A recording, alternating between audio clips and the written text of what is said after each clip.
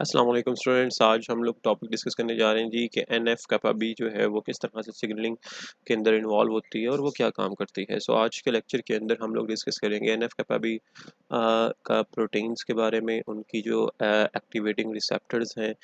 Then इसी तरीके से एनएफ कैपा बी के पाथवे को डिटेल से डिस्कस करेंगे और को कैसे रिस्पॉन्सेज और किस तरह से उसको रेगुलेट किया जाता है, इन सब चीज़ों के बारे में जो है वो डिस्कशन करेंगे जी।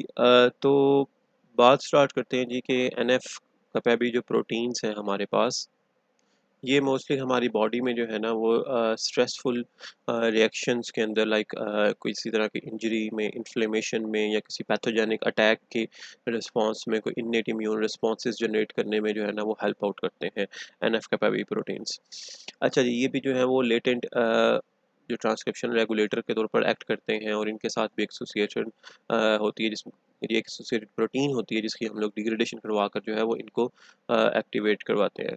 अच्छा जी, अगर इसका एक्सप्रेशन भी एक्सेस में हो जाए तो ये भी जो है ना वो कैंसर की तरफ लीड्स करता है। अ, जिस तरह से पीछे हम लोगों ने बात पढ़ी वेंट सिग्नलिंग, हेजहॉग सिग्नलिंग के हवाले से डिस्कशंस की, उन सब में भी ये पॉइंट था कि वो डेवलपमेंटल रिस्पॉन्सेज के अंदर इन्वॉल्व थे। तो बिल्कुल वैसे ही ऑल्दो इनका मेजर जो रिस्पॉन्स है वो इन्नेट और इम्यूनिटी के अंदर और इन्फ्लेमेशन के अंदर है इसका रोल, लेकिन ये भी डेवलपमेंटल प्रोसेसेस के अंदर जो है ना वो इन्वॉल्व होती है। जैसे ड्रोसोफिला के अंदर डोर्सा वन हम लोगों ने पढ़ा था, जिस जो कि डॉर्सल वेंट्रल एक्सिस जो है एम्ब्रियो का, उसको डेवलप करने में हेल्प आउट करती है। सो अगर डेवलपमेंट के दौरान इस एनएफ कपाबी की प्रोटीन की सिंथेसिस में कोई इसी तरह का कोई इशू आ रहा है तो फ्लाई का जो डॉर्सल वेंट्रल एक्सिस है वो ठीक से डेवलप नहीं हो पाएगा और अल्टीमेटली अब नॉर्मल फ्लाई जो है वो डेवलप होगी। सो तकरीबन 5 किस्म की प्रोटीन्स हैं यहाँ पर, जो कि एनएफ कपाबी की फैमिली से बिलोंग करती हैं, मेनली पाई जाती हैं ह्यूमंस के अंदर।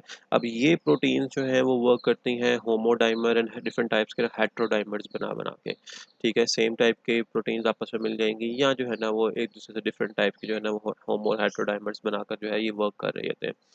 एक प्रोटीन है इनहिबिटरी प्रोटीन, जिसको हम लोग जो है वो आई कैपा बी कहते हैं, जिसकी अगेन मजीद आगे से 3 टाइप्स हैं, I kappa B alpha, beta and epsilon. ये 3 टाइप्स हैं डिफरेंट टाइप्स की। अब ये करता क्या है कि ये जो हमारे पास नीचे जो है वो हमें एन एफ कैपा बी का होमोडाइमर नज़र आ रहा है ब्लू कलर का, ये आई कैपा बी जो है वो इसको ब्लॉक किए होता है, इसको इनहिबिट किए होता है।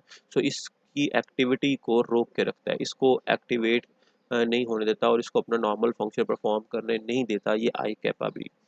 सो मोस्ट फिर क्या किया जाता है कि आई कैपा बी की पहले फास्फोरिलेशन करते हैं, फिर देन यूबिक्विटिनेशन होती है और देन अल्टीमेटली इसकी डिग्रेडेशन होती है। तब जाकर जो है ये एन एफ कैपा बी इस आई कैपा बी के से आज़ाद होता है और देन अपना नॉर्मल फंक्शन जो है वो परफॉर्म करता है।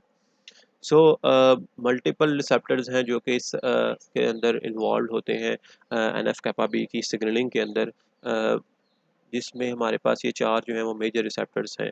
टॉल रिसेप्टर्स जो कि ड्रोसोफिला में हमें देखने को मिलते हैं इनवर्टिब्रेट्स में, और टॉल लाइक रिसेप्टर्स जो कि वर्टिब्रेट्स के अंदर हमें देखने को मिलते हैं। इंटरल्यूकॉन 1 रिसेप्टर जो है ये भी हमें जो है ना वो वर्टिब्रेट्स के अंदर, ह्यूमंस के अंदर जो है वो देखने को मिल रहे हैं। और लास्ट में tumour necrosis factor alpha, TNF alpha जो है ये भी इन्वॉल्व होता है एनएफ कपाबी की सिग्नलिंग के अंदर। जो ये फर्स्ट 3 है ना, toll receptor, toll like receptors and interleukin 1 receptor, ये तकरीबन तीनों जो है ना वो सेम फैमिली से बिलोंग करते हैं और सेम मेथड से जो है ना ये एनएफ कैपाबी को एक्टिवेट करते हैं। जबकि ये जो टी एन एफ अल्फ़ा है, ये थोड़ा सा जो है ना वो डेविएट करता है अपनी सिग्नलिंग के अंदर, लेकिन अल्टीमेटली ये एन एफ कैपाबी को एक्टिवेट करता है। अच्छा जी, यहाँ पर हम लोग एग्जाम्पल देख रहे हैं जी टी एन एफ अल्फ़ा की, इसके पाथवे को हम लोग डिस्कस करते हैं एन एफ कैपाबी की, कि होता क्या है हमारे पास।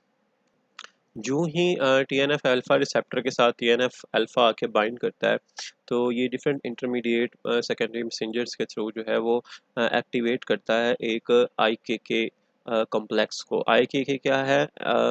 आई कैपा बी काइनेज कॉम्प्लेक्स है ये। ठीक है, आई कैपा बी काइनेज कॉम्प्लेक्स जो है ये फॉस्फोरिलेट करता है देन आई कैपा बी को इस कॉम्प्लेक्स के अंदर। ठीक है, और आई कैपा भी हम लोगों ने ये बात पढ़ी है कि ये एक इनहिबिटरी प्रोटीन है। जब इसकी फॉस्फोरिलेशन होगी, फॉस्फोरिलेशन के बाद उसकी यूबिक्विटिनेशन होगी, यूबिक्विटिनेशन के बाद उसकी डिग्रेडेशन होगी। सो अल्टीमेटली जो है ना ये आई कैपा भी जो है वो डिग्रेड होकर जो है वो अलहदा हो जाएगी और हमारे पास एन एफ कैपा भी जो है वो आज़ाद हो जाएगा। ये आसानी से जो है ना वो न्यूक्लियस के अंदर ट्रांसलोकेट करेगा और जाकर जो है ना वो प्रोटीन के एक्सप्रेशन के अंदर इन्वॉल्व होगा। ठीक है ना? ये एक सिंपल सा जो है ना वो पाथवे है कि आई कैपा भी जो है उसकी डिग्रेडेशन करवाना मकसद है। जो ही उसकी डिग्रेडेशन करवाएंगे तो एन एफ कैपा भी जो है वो आज़ाद हो जाएगा और वो फ्रीक्वेंटली जो है वो आकर जीन की एक्सप्रेशन में जो है वो इन्वॉल्व हो जाएगा। ये एक सादा सा जो है ना वो इसका पाथवे था। अच्छा जी, एन एफ कपा भी जो है वो जिन जीन्स को एक्टिवेट करता है उसमें से ही जीन्स जो है ना वो आई कैपा बी अल्फ़ा की हैं। और आई कैपा बी अल्फ़ा की जो ही एन एफ कैपा बी आज़ाद होगा तो वो जीन को इन्हांस करना शुरू करेगा, जीन को एक्सप्रेस करना शुरू करेगा जिनमें आई कैपा बी अल्फ़ा जो है वो इन्वॉल्व है। जो ही आई कैपा बी अल्फ़ा का एक्सप्रेशन लेवल बढ़ेगा तो ये अल्टीमेटली आकर जो है ना वो ब्लॉक कर देगा इस एन एफ कैपा बी को। और एन एफ कैपा बी जो ही इनहिबिट हो जाएगा तो नेक्स्ट जीन एक्सप्रेशन जो है ना वो नहीं हो पाएगी। अल्टीमेटली आई कैपा बी जो है वो एक नेगेटिव फीडबैक मैकेनिज्म के थ्रू जो है वो एन एफ कैपा बी के एक्सप्रेशन को जो है या उसकी रेगुलेशन को जो है वो ब्लॉक करता है। डिफरेंट एक्सपेरिमेंट्स करवाए गए एन एफ टीएनएफ अल्फ़ा की इंड्यूस रिस्पॉन्सेज को, इसी तरह से कंप्यूटेशनल मॉडलिंग की स्टडीज़ को करवाई गई और ये पता लगा कि एन एफ कपा बी का जो रिस्पॉन्स है वो दो तरीक़ों पर डिपेंड करता है। दो तरह से जो है ना वो असरअंदाज होता है जब ये एन T N F alpha stimulus आता है। ये टी एन एफ अल्फ़ा आकर जो है ना वो दो तरह से एक्ट करता है जीन के एक्सप्रेशन के ऊपर। अगर तो ये सिर्फ और सिर्फ चंद लम्हों के लिए टी एन एफ अल्फ़ा आए, ठीक है, टी एन एफ अल्फ़ा आए तो वो सिर्फ एक खास सेट ऑफ जीन को जो है वो एक्सप्रेस करेगा और दूसरी सेट ऑफ जीन्स को जो है वो स्विच ऑफ ही रहने देगा। ठीक है, लेकिन अगर इसका एक्सप्रेशन जो है वो कई घंटों तक आता रहे, यानी कि टी एन एफ अल्फ़ा जो है वो रिसेप्टर के साथ काफ़ी घंटों तक बाइंडेड फॉर्म में रहे, तो फिर जो है ना वो दूसरी टाइप्स की जीन्स को भी, लाइक यहाँ पे आप देख सकते हैं कि जो बी है, ग्रीन कलर की लाइन भी आपको जो है ना वो एक्सप्रेस होती नज़र आ रही है। बी सेट ऑफ जीन्स भी जो है वो एक्सप्रेस होना शुरू हो जाएंगी। टाइमिंग जो है ना वो ड्यूरेशन इसकी बहुत मैटर करती है इसकी रेगुलेशन के अंदर कि एन एफ कैपा भी जो है sorry T N F alpha जो है वो कितनी देर तक रिसेप्टर के साथ बाइंड रहा है।